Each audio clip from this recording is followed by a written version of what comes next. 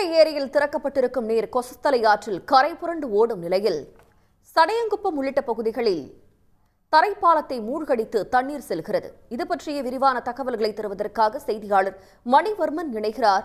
மணிவர்மன், அங்கிருக்கக்கூடிய நிலவரம்.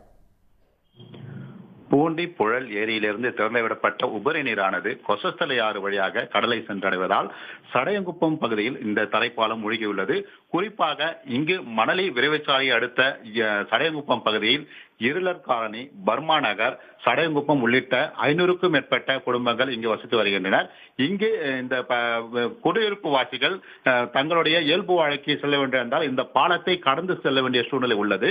இந்நிலையில் இந்த பாலத்தை கடந்து செல்லும் வழியை தரைப்பாலமானது இப்போ இந்த புழல் பூண்டி ஏரியினால் நீர்வரத்தினால் இங்கு மூழ்கி உள்ளது. குறிப்பாக வடகிழக்கு பருவமழையின் தீவிரத்தினால் நீர்நிலைகள் நிரம்பி உள்ள நிலையில் வடகிழக்கு பருவமழை தீவிரத்தை பொறுத்து கடந்த மழையானதால் இந்த நீர்நிலைகளின் கொள்ளளவு எட்டியுள்ளது. திருவள்ளூர், காஞ்சிபுரம் உள்ளிட்ட மாவட்டங்களில் கடந்த 2 மாதங்களாகவே காற்றழுத்த தாழ்வு நிலை, புயல் காரணங்களாக கனமழை பெய்து வந்ததால் சென்னையின் குடிநீர் ஆதாரங்களான பூண்டி, புழல் ஏரி கொள்ளளவை எட்டியுள்ளது. இதன் அடிப்படையில் நேற்று 500 கன அடி திறந்துவிடப்பட்ட புழலிலிருந்து உபரி நீரானது இன்று 1000 கன அடியாக திறந்துவிடப்பட்டுள்ளதால் இங்கு வெள்ளப்பெருக்கானது ஏற்பட்டுள்ளது. ஏற்கனவே மீஞ்சூர், நாப்பாளையம், மணலி புதர்கள் வழியாக கொசஸ்தலை ஆற்றின் வழியாக எண்ணூர் முகத்துவாரத்தை சென்றடையும் இந்த பகுதியானது மழைநீர், அதாவது உபரி நீரானது சூழ்ந்துள்ளது.